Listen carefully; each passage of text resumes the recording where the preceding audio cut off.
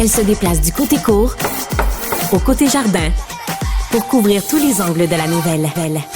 Pour savoir et comprendre, Sophie Durocher.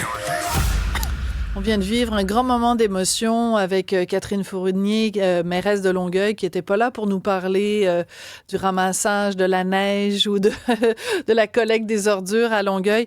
Pas du tout. C'est pas la politicienne qu'on vient de recevoir, c'est la fille, l'amie, la femme qui venait nous parler du décès de sa grande amie Juliane Simon, morte d'un cancer de l'utérus. Donc, je vous invite, si vous l'avez manqué, à aller écouter cette entrevue très œuvre utile, entre guillemets, avec Catherine Fournier. La raison pour laquelle je reviens sur l'entrevue, c'est qu'à un moment donné, pendant l'entrevue, je me disais, on aurait besoin, pour arriver à exprimer les choses qu'on ne peut pas exprimer avec des mots, on aurait besoin, pour exprimer ce chagrin-là, on aurait besoin de musique. Bien, justement, mon prochain invité s'en fait une spécialité de la musique pour exprimer des émotions. C'est Alexandre Dacosta, qui est chef d'orchestre, directeur artistique à l'Orchestre Philharmonique du Québec, violoniste soliste. Alexandre, bonjour. Bonjour. Un petit peu plus tard dans l'émission, vous allez nous jouer de votre violon. Il est bien installé sur la table du studio. Les micros sont prêts. Mais la raison pour laquelle on vous reçoit aujourd'hui, Alexandre, c'est que vous êtes fâché. La situation... Non, est-ce qu'on peut dire ça comme ça? Oui, on peut le dire, oui. D'accord, mais moi, j'aime ça, les musiciens en colère, les alouettes en colère, j'adore ça. Vous êtes fâché contre les États-Unis. Pourquoi, dans le contexte actuel? Moi, je suis un artiste, donc je suis un pacifiste. Donc, je veux pas avoir de guerre ni d'ennemis. C'est pas mon but. Moi, je veux rassembler des gens, puis je veux leur faire vivre des émotions qui peuvent être belles, mélancoliques. On parlait de la musique. C'est très puissant, la musique. Mais une des choses qui m'a toujours beaucoup touché puis tenu à cœur, c'est l'injustice. Oui. Donc, l'injustice, où qu'elle se trouve, elle me dérange. Donc, par exemple, le racisme, pour moi, c'est impossible. Mon grand-père était noir. Il est arrivé il venait de Kingston, en Jamaïque. Il est arrivé ici à 30 ans, s'est marié avec une Québécoise. Il a vécu du racisme pas mal intense, oui, on peut dire ça, dans ses années de jeunesse et jusqu'à tard dans sa vie. Donc, moi, ça me heurte. Oui, et puis c'est violent pour moi. Donc, l'injustice, le racisme de toute forme, je peux pas vivre ça. Et là, la discrimination. Est-ce que vous considérez qu'il se passe en ce moment, et ce, depuis plusieurs années, aux États-Unis, c'est une forme de discrimination envers les artistes, les musiciens étrangers. Alors, pour résumer, expliquez-nous en ce moment, c'est pas une nouveauté, là, mais vous avez une solution qui serait une nouveauté. En ce moment, comment ça se passe quand un artiste québécois ou canadien veut se produire dans le domaine de la musique aux États-Unis? Ça se passe comment? Voilà, donc pour un artiste canadien, il faut demander un visa pour aller se produire aux États-Unis. Pour avoir ce visa-là, il faut un contrat signé. Il faut payer des sommes très, très importantes. On parle de milliers de dollars ici. Il faut attendre jusqu'à 10 mois pour savoir si on va avoir ce visa ou non. Mais entre-temps, n'oubliez pas qu'on a signé un contrat. Donc, si on ne reçoit pas le visa parce que le gouvernement américain juge qu'un Américain peut faire notre travail mieux et de qualité, aussi bien, voilà, on pourrait être refusé techniquement. Il pourrait y avoir des retards d'administration. Donc, ça pourrait prendre 1 an ou plus. Donc, et là, on a déboursé l'argent et on a signé un contrat qui nous lie à une institution culturelle qui va plus jamais nous rappeler si, par exemple, on n'a pas ce visa-là et on n'y va pas. Donc, et puis là, si on explique ça à une institution culturelle américaine, est-ce que vous pensez qu'ils ont beaucoup hâte et le goût et d'enthousiasme d'engager un Québécois, un Canadien? C'est comme, écoute, on va regarder dans autour de nous, là, puis on va prendre un gentil Américain qui, lui, aura pas ces problèmes-là, puis il va venir, ça va être facile. Voilà. Et je parle même pas des opportunités, parce que en musique classique, on a souvent une carrière, ça se construit sur le fait qu'un grand maître qui a un âge vénérable ne peut pas faire un concert.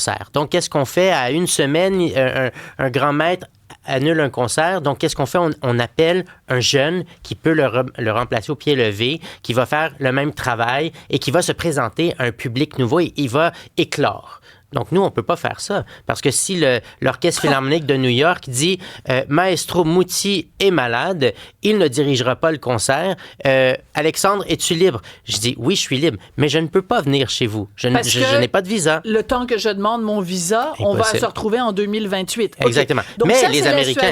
Alors, c'est ça. Donc, juste pour bien comprendre, pour que tous les gens qui nous écoutent et nous regardent, nous suivent, ça, c'est la situation actuelle qui dure depuis un certain nombre d'années. Donc, vous considérez que c'est une injustice. Ce que vous suggérez en ce moment, à la suite des tarifs, des barrières douanières imposées par M. Trump, c'est quoi? C'est une forme de représailles ou de retour de balancier envers les artistes américains? En fait, j'aime pas le mot représailles parce que encore une fois, je suis pacifiste. Je veux pas, moi, je prône les frontières totalement ouvertes, la libre circulation des artistes. Mais si c'est la libre circulation, il faut que ça aille dans les deux sens. Exactement. Par contre, là, en ce moment, un Américain qui vient au Canada, il n'a pas de visa à demander. Il n'a qu'à montrer aux douaniers un contrat signé. Il rentre comme chez lui, comme dans le 51e État. Et en plus, il remplit un formulaire. C'est bon, ça. Oui, il remplit un formulaire pour être exempt de taxes. Donc, il ne laisse pas un sou au Canada. Mais le problème aussi, c'est que nos grandes entités là, qui sont extrêmement subventionnées, fédérales, provinciales, eh bien, ils engagent énormément d'artistes américains. Et un soliste américain de haut niveau venant d'une bonne agence peut coûter 50 000 $ par semaine. Et le même artiste canadien qui voudrait se produire avec le même orchestre va être payé un dixième de ça, un 5 000 $ par exemple, parce que c'est considéré comme un artiste local. Donc, moi, je ne comprends pas pourquoi on continue à faire ça. Et ça ne fait pas seulement que depuis, par exemple, que M. Trump est venu. Là, on parle, ça fait des décennies. Moi, j'ai jamais pu accéder au marché des États-Unis de manière libre et ma carrière a commencé il y a plus de 30 ans. Donc, je pense que là, vu qu'on parle de l'aluminium, de l'électricité, des fruits et légumes, du bois d'œuvre, et pourquoi on ne peut pas parler des artistes? Parce qu'on a beaucoup de problèmes en culture en ce moment. Il n'y a pas d'argent. On annule des concerts. On annule des concerts, des expositions, des pièces de théâtre, etc. Nos artistes font 17 000 $. Nos artistes font 17 000 $ comme salaire médian. Je veux dire, c'est impossible pour des gens qui ont des maîtrises, des doctorats. Donc, peut-être qu'une des solutions, ce serait peut-être aussi d'aller, comme le Québec est assez petit, de pouvoir aller travailler un peu aux États-Unis, un peu partout, aller là où est-ce qu'il y a des gens, où est-ce qu'on peut travailler, mais on ne peut pas faire ça. On doit vraiment, vraiment, vraiment rester ici. C'est difficile. Moi, ma solution, ça a été de me tourner vers l'Europe, parce que l'Europe, c'est une philosophie d'ouverture, justement, les idées artistiques ont toujours... Il n'y a pas d'obligation de visa quand on va en Europe? Non, il n'y a pas d'obligation de visa. On paye des taxes localement sur son cachet, ce qui est tout à fait normal, ce qui devrait être normal pour tous les artistes qui vont dans d'autres pays. Puis après, on s'arrange avec sa déclaration d'impôt. Mais je veux dire, l'idée, c'est que on veut entendre les idées artistiques de toutes les grandes sommités sur la planète ou des gens qui ont quelque chose de différent à dire. Et on ne va pas mettre des barrières à ça. Donc ça, c'est un peu l'idée en Europe. Puis ça marche parfaitement dans mon style de partage, puis j'aime ça voyager, c'est ce que je veux faire.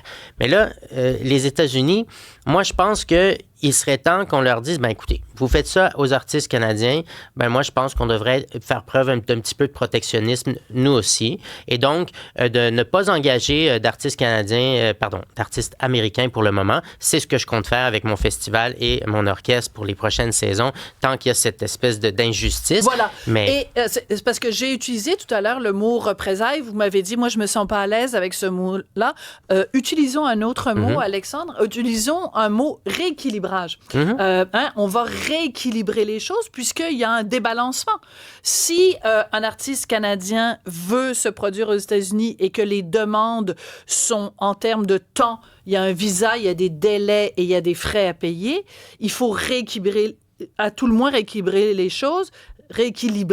choses pour que, à l'inverse, un artiste américain, on lui mette les mêmes bâtons dans les roues de l'autre côté, alors que pour l'instant, ce que vous dites, c'est vraiment le tapis rouge. J'ai beaucoup aimé, puis ça a beaucoup fait réagir aussi ma collègue Cybèle Olivier, quand vous avez parlé du 51e État, parce que c'est vrai que si en ce moment, on laisse rentrer à pleine poche des artistes américains et qu'on leur déroule le tapis rouge, et qu'en plus, ils n'ont même pas besoin de payer de taxes, en effet, c'est comme si, musicalement parlant, le Canada était juste un autre État américain, puis qu'eux Effectivement. traversaient la frontière comme on passe de la chambre à coucher au salon. Exact, mais en plus, on a beaucoup de talent au Canada. On a des grandes écoles pour la musique classique, donc on produit beaucoup de talent, donc beaucoup plus per capita, par exemple, que bien d'autres pays. Donc, on a bien en masse de talent ici pour faire des super saisons. On n'a pas besoin d'aller chercher, comme dit M. Trump, on a besoin de rien qu'ils ont. Et puis, l'autre chose aussi que je dirais, c'est que, ben, moi, je suis s'il faut que ça prenne 10 mois pour avoir mon visa puis ça me coûte 2000 $,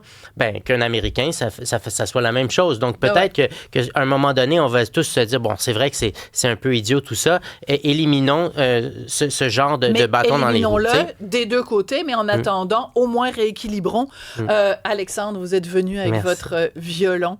Alors, je vous inviterai à aller au Bien micro. Peut-être nous annoncer qu'est-ce que vous allez nous jouer, parce que c'est sûr moi, je vous écouterai pendant des heures, mais peut-être nous dire qu'est-ce que vous nous avez préparé comme... Je vous ai préparé un petit bout de Tchaïkovski, de la sérénade mélancolique, parce que le 16 mars, j'ai un concert Tchaïkovski à la Maison symphonique avec l'Orchestre philharmonique du Québec. Puis c'est mon compositeur préféré, donc voici.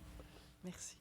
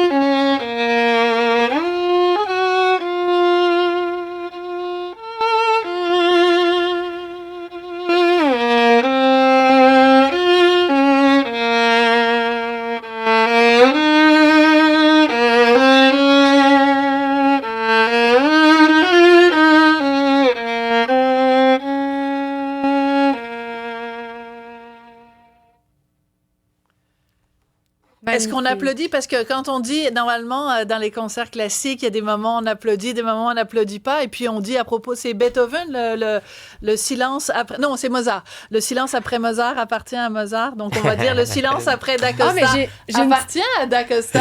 Petite question, vous... Rapidement, Cybèle, parce que Hugo me fait signe qu'il faut y aller. Bon. OK, ben, je me demande juste, les gens qui se lèvent, là, qui font les standing ovations, est-ce que... trouvez-vous que les gens en font trop? Est-ce qu'ils en font pas assez? Non. Moi, je voudrais qu'ils commencent dès le début du concert. Puis aussi qu'ils applaudissent pendant les pièces, entre les mouvements. Moi, écoute, si on pouvait jouer puis que ça soit comme le patinage artistique, ce serait fantastique. Ça, j'aime ça, démocratiser la musique. Les ovations debout pour tout le monde et en tout temps, mais justice face aux musiciens américains. Je pense que le message a été très clair. Alexandre D'Acosta, je rappelle que vous êtes chef d'orchestre, directeur artistique à l'Orchestre philharmonique du Québec, violoniste soliste. Donc, le 17 mars, j'ai noté le 16 mars à la soirée à la Maison symphonique. Merci beaucoup, Alexandre. Merci beaucoup. Merci à vous.